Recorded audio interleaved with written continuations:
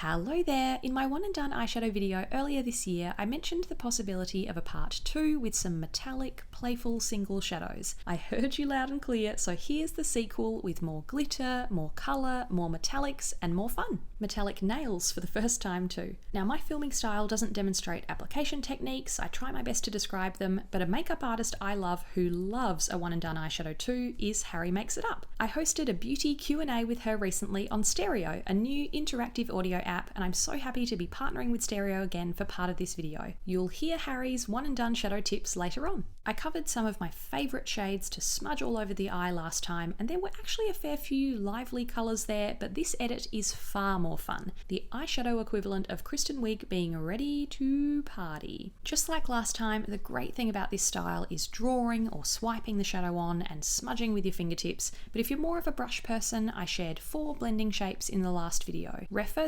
01 and MAC 217, the 2 brush shapes I own the most multiples of, Zoeva 228 Luxe Crease Brush, and Morphe M441 Blending Crease Brush. Since that last video, one of my favourite brush brands, Refa, released some new shapes, so I'm going to add 2 to the list. Refa 28, a flatter style to really pack on colour or glitter, and Refa 27, a fluffier shape to soften the edges. Quite a few of these creamy formulas will crease, it's normal for that type of texture, but I try my best to keep them in place for a bit longer by applying a bit of NARS Pro Prime Smudge Proof eyeshadow base first. With glitter shadows, sometimes they stay in place too well, so I do not mess around when it comes to eye makeup remover. These are my 2 favourites. Chanel's Biphase Gentle Eye Makeup Remover has been my #1 for about a decade. It gets everything off so easily, you never have to furiously rub your eyes. It does cost 2.5 times more than the next one. La Roche-Posay's Respectissime formula is fairly similar, but sadly harder to find. Bit of a French pharmacy dupe if you can get your hands on it. Time to turn up the volume on these shadows. We've got some glitters, bright punchy colours, creams and creamy powders, and liquids. Give me the glitters. Not a texture you see that much of on my channel, but I do have my moments with it. I'm a fan of anything in Charlotte Tilbury's Rosy Berry, Walk of Shame or Walk of No Shame colour family, so I couldn't take my eyes off this jewel pot when it launched last year. This is so smooth with super fine diamond powder, fancy, and multi-layered pearl pigments, so it's almost at the subtle end of glitter with very fine coppery flecks. It goes on like a shimmery, pinky, creamy shadow. More on that colour group in a video soon. I tracked down this Bodyography glitter pigment back in 2019 in the immediate aftermath of the TV show Euphoria. The characters' looks really inspired me to step out of my makeup comfort zone. Eclipse is a pink with plenty of shine, a bit of purple and blue reflex even. Katie Jane Hughes often plays with these pigments, and I apply this colour in one of my favourite combinations and a style Katie wears so well, pink shadow and red lips. In my makeup gift guide video last year, I was blown away by the Fenty Beauty Diamond Bomb in the shade Fenty Glow. This bouncy compact came in a limited edition Fenty Glow Trio, but I hope they bring this shade back individually. They'd be crazy not to because it's gorgeous. Too glittery for me as a cheek highlighter, but as a shadow, this rose bronze with golden shimmer just brings your eyes to life. Apply it on its own or as a sparkly shadow topper. Another product that popped up in my old Euphoria makeup video was the Rowan Beauty Disco Eye in Universal. The brand also makes a warm copper summer disco shade, which almost made it into this, but I went for the original because there's still space for some simple sparkle in a fun one and done theme. This pearly lid illume is halfway between a cream and a powder, jam-packed with different sized pearl reflex. This is giving me intergalactic effortless glamour. Turning up the saturation with some statement colours. The Danessa Myricks Colour Fix matte tubes come in a fantastic vibrant shade range, but I felt inspired to play with the bold, bright coral Phoenix after seeing the beautiful Melbourne makeup artist Clary Riven wear this as a summery wash of colour. You only need the tiniest dot of this formula, it's so bold it's almost an orange red, then a gorgeous coral when you sheer it out. I'll link Clary's Instagram below for plenty of glowing skin and bright one and done shadow ideas. This Huda Beauty Matte and Metal Melted Shadow in Hot Sauce almost seems muted compared to that coral, but this warm red matte makes a statement too. I love the pastels and brights in this formula's shade range, but this particular colour was what first drew me over to swatch them. You can sheer a little bit of this out with a fluffy brush for more of a washed out, almost terracotta red tone. Yves Rocher is a French brand I found a few years ago. It's available in a few different countries and I've come across stores in Italy and Spain. They sell some nice one and done single shadow shades, but I went straight for this 2-in-1 jumbo eye pencil. Always love a chunky eyeshadow crayon or stick. The shade name Coquelicot means poppy, and this is such an energetic matte coral orange. This last tube is a much more subtle way to wear a bright colour if you're looking for a minimal take on this theme. I found the Korean brand Touch in Seoul in Sephora a while ago when this peachy orange colour called Delight called out to me. This mattish liquid eyeshadow formula gets pretty mixed reviews, but I think that's because people expect this to be as pigmented and bold as other liquid shadows like Huda Beauty. Absolutely not. This is designed to be a super soft wash of colour, sheer, feathery, whipped for a pretty pastel haze.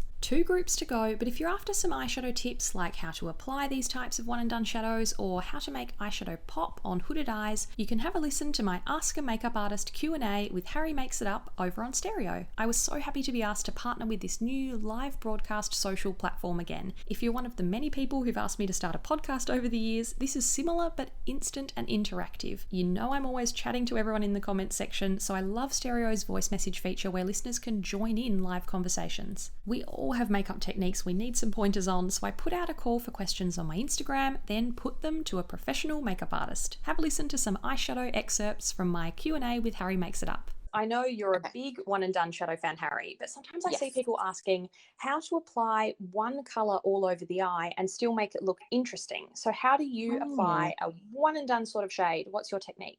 Again, I think it just comes back to the intensity. So I would start with a sheer layer, like a wash all over first, and then maybe you build the intensity on the outer corner or the kind of a pop on the inside, especially if you're wanting to do it with one colour. I think, you could always do that and then add a gloss on top or something like that. Like that's a good way to add interest without adding any more colour. So playing with the texture and kind of the depth of intensity, I would say. We have got a listener question. Let's jump into it.